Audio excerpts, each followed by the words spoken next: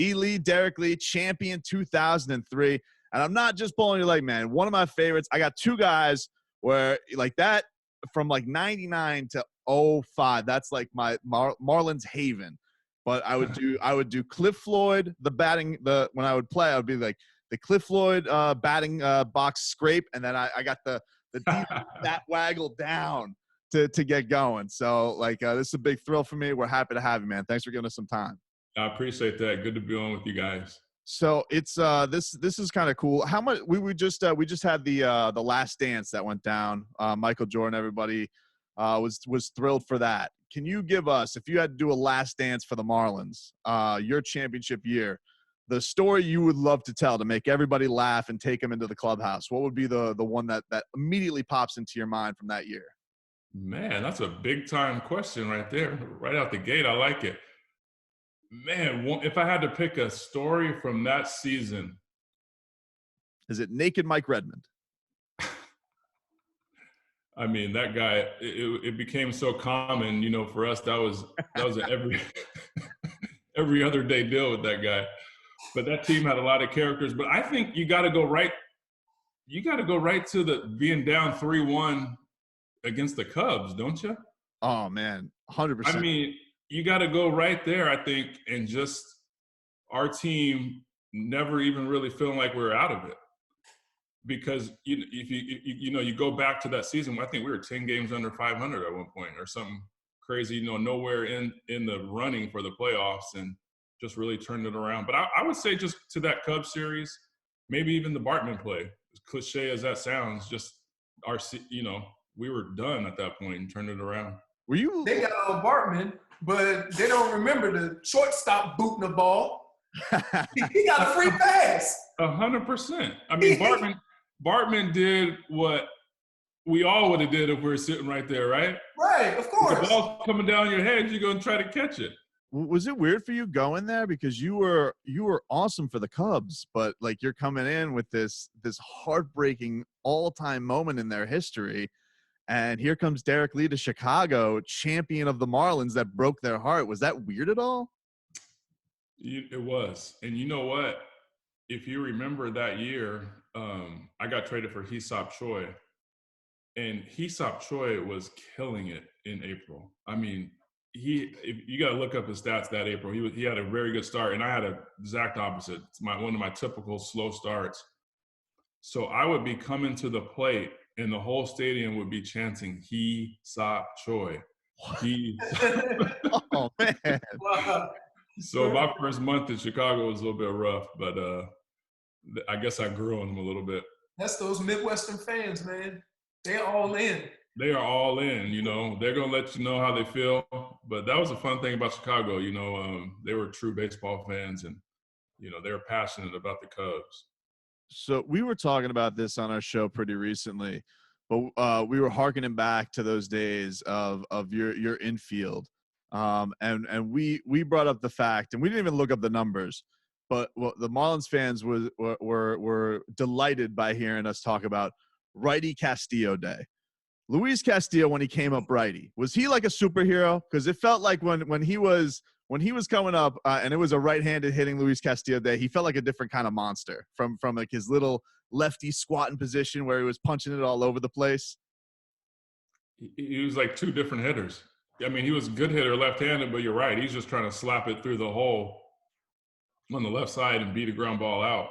Right-handed, you should see his right-handed batting practice. I mean, this guy has power right-handed, like legitimate batting practice power. He must have grew up right-handed. Why was he batting left-handed then? I want that power all the time. I think somebody, he was so fast. Somebody told him, get on the left side and hit ground balls and beat it out. It's a different day then. Now you can't do that now. You got to get the launch angle. Yeah, that's like nobody would be into that these days. For your guys' perspective, the Marlins are going through a lot of what you guys did in those early days. Like you were in the struggle of like 98. What were those days like? And looking back on it, when you guys actually got to the top, like, did it feel all worth it? Because I mean, you guys, you, Alex Gonzalez, Luis Castillo, Mike Lowell, especially like that that core of you guys were there for everything and then got all the way to the top. That had to be just such a crazy ride for all of you guys. I mean, it really was. You know, we had some rough seasons. Losing 100 games is something I don't wish on anyone. You know, that makes for a long season. So to kind of come from where we came from as a group, and you know, go from losing 100 games to winning a World Series. I mean, that's that's unheard of, really, with the same group. I know we brought in Pudge, but we had draft picks coming in, Jontrell Willis, call up, Miguel Cabrera. So we kind of did it as an organization built from the bottom to the top. And, you know, that's still one of my biggest regrets, that team did not have a chance to come back as a group in 2004 and, give it another run. Not to mention, you guys were, like you said, 10 games below 500. So it didn't even start off great. I mean, it started off bad. I don't know the exact record, but I know it was bad early on. I mean, we changed managers. You don't change managers unless you get off to the bad start. Were you guys like, here we go again? Like what sparked it to where you guys, because, you know, you can start off bad, but then you go on that run and everything starts working. Was it like a gradual thing or just overnight, boom, different team? It was gradual. I think, you know, you hate to pin it all on the manager, but I think it was a wake-up call for us. Right. You know, Jack came in and we knew we were a good team. Once we brought in Pudge and with our pitching and like you said, with our defense, we knew we were a good team. We just got out of the gates bad, and we needed that kind of wake-up call. And it let us know, you know, hey, we're bringing a new manager because we feel like this team can do something. So let's get it going. I can't think of another team that had call-ups that were that impactful. Can you think of it? Like, I mean, I say you give me your greatest call-ups, and I give you Dontrell and Miggy. I can't like those two guys. Yeah, I mean, how many times do you like you said, you call up two? I think Miguel was 19 at the time, right? And Dontrell wasn't much older, and we literally like rolled them. Right. I think Miguel hit a walk-off home run his first game. Center field against the Rays. His first game, yeah, he had a walk-off home run. So these guys came in. I think Dontrell started off like 7-0. That's unbelievable. I can't think of another team that's done that. Unbelievable. So yeah, they continued it throughout the playoffs. So yeah, right. I remember Miggy got brushed back and then hit a home run. Oh, Clemens, yeah. Yeah. Yeah. I mean, you're talking about one of the best hitters of all time. We called him. Right. Yeah. Right. Yeah. D-Lee, like your defense was sick, man. That was one of my favorite things about you. You could pick it like none other. And you guys had such an incredible chemistry too. I mean, did that come from just years together, that infield together, or like was that just something innate you had in you? Because I felt like you guys, your double plays, it was almost like musical. It was crazy good. Oh yeah, Louis and Gonzo. I mean, those guys would all day, be turning double plays. So they knew each other inside and out. And then Mike Lowe was so sweet at third, and I just felt like my job was to, if those guys happen to bounce one over there, just make sure I don't let it get by me. So I kind of had the easy job. But what gets overlooked is our infield coach, Perry Hill, Bone, best in the league, hands down. Positioning. They talking about positioning guys now, but he was positioning us then. He'd have little marks in the infield. We know where we needed to be. He was top notch all the way. So, like, did he do anything like to drill that into you? Because, like, I know you're giving a lot of credit onto those guys, man. But I'm telling you, like, you're like a damn goalie over there. So they could like risk on crazy throws, and you're 6'5", like you're stretching. You got the height for him, and anything in the dirt you were picking easy. So, was there anything that he did to help you get better at that? Because it was something that always stood out watching you play. Yeah, he taught me really how to play through the ball, on those low picks, really just kind of play through it with soft hands, always having my feet in great position. He speaks about that a lot, work from the feet up. He made me a 100% better defensive player. You play football, they say he has a large catch radius. There you go. But most first basemen are pretty big, right? Yeah, they throw us tall guys over there at that first base. Usually, I mean, yeah, Marlins fortunate that they never really had, the big first baseman that couldn't run. They always had some tall guys that could play. Right. Yeah, I could move around a little bit. Yeah, from my hoop days. Usually they'll put like the stiffs at first base. Like your defense was very noticeable as a plus for that team. That's something that like I think separated you. And then of course like once you were great with the Marlins, but then like you went like MVP level as soon as you got to Chicago.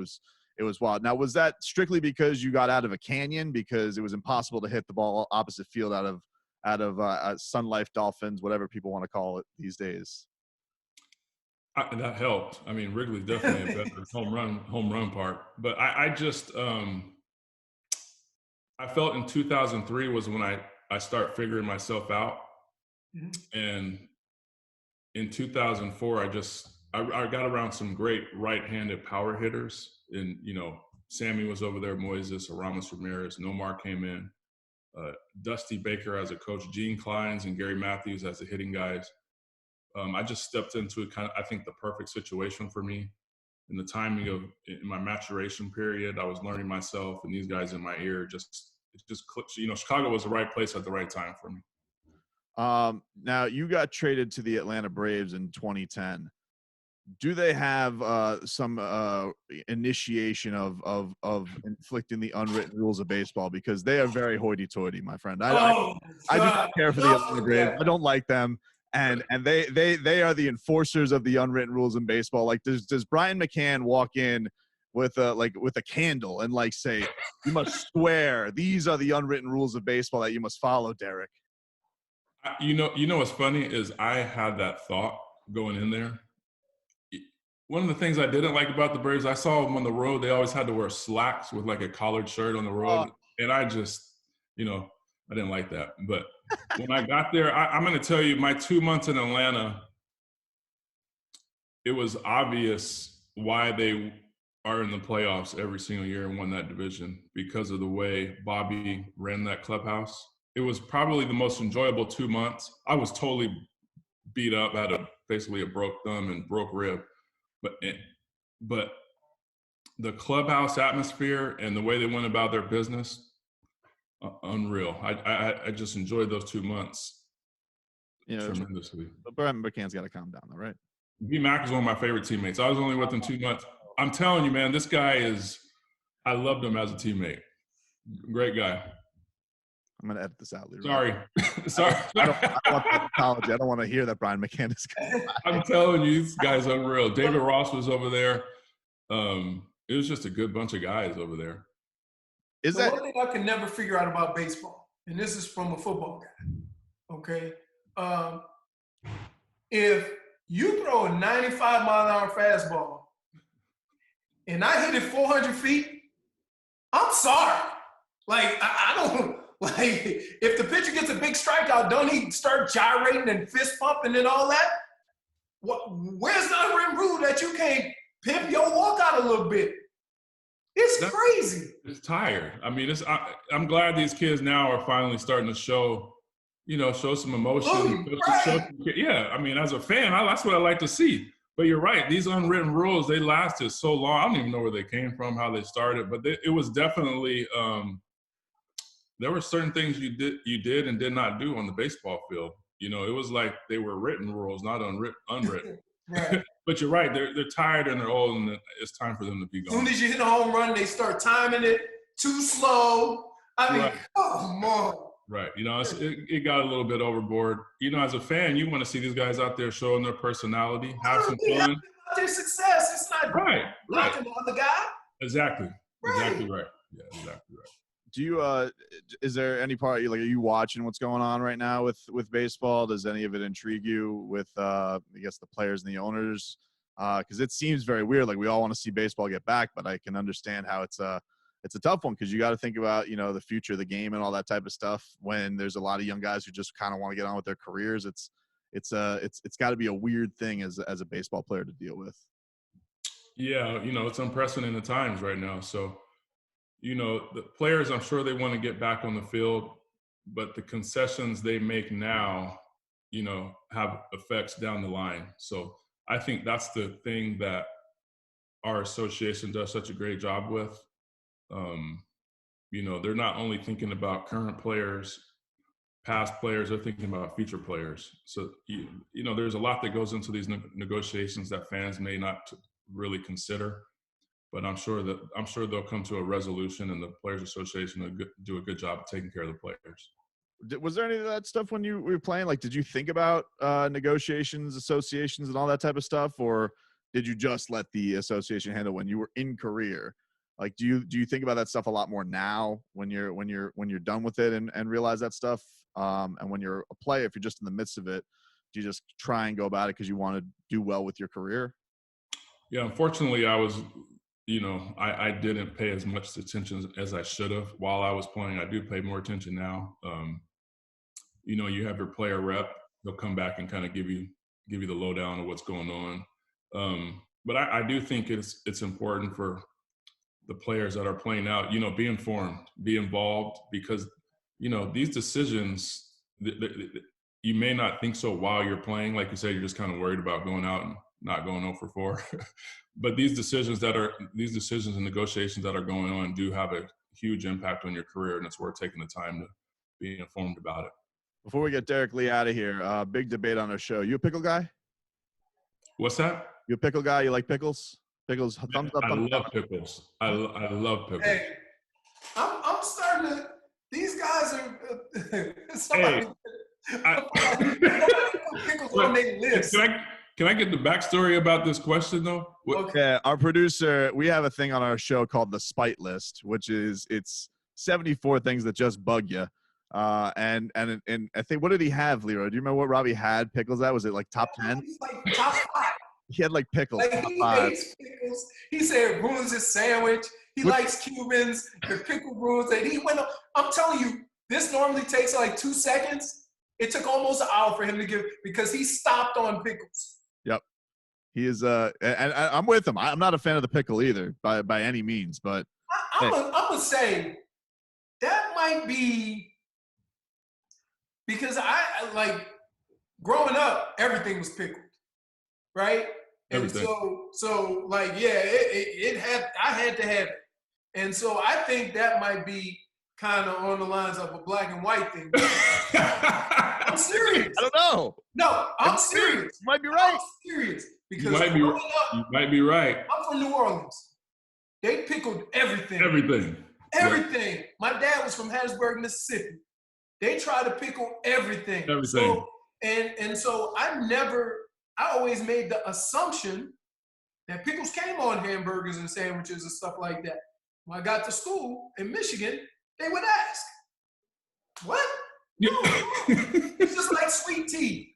Right. I thought that's the only way it came. Right. Sweet tea is delicious. I'm a pickle guy all the way. Yeah, I'm telling you. Yeah. Well, you guys. I'm gonna have a Twitter poll. Don't put me on the Brian McCann list. No, but wait, we've had 2 lists. Brian McCann was on both of them. Hey, you got to bring him on the show. He'll change your mind. No way that's ever going to happen. Hold on. Hey, Derrek, you know you have that one guy in your career that there ain't nothing he can do. I had the one guy in my career. Yeah. Everybody knows the guy, Bill Romanowski. No matter what. I think he's on a lot of lists. But no matter what, you can tell me he's a great guy, great father, great family guy. You're not hearing it. Don't care. I hear it. That's how he is with Brian McCann. Yep. That's crazy. Yep. That doesn't help. Where to start? One, the Atlanta Braves. That's one. And then just the one that really got to me was when he was Jose Fernandez hit a Jimmy Jack against them after one guy pimped out a home run against Jose. And he starts chastising Jose. Jose was a rookie at the time. He starts chastising rookie as he gets to home plate. I'm like, what are you doing? And then the problem was your guy Redmond, he was like brothers in arms with the catcher. He goes, I agree with him. Rookies gotta show respect. I was like, what? It was awesome.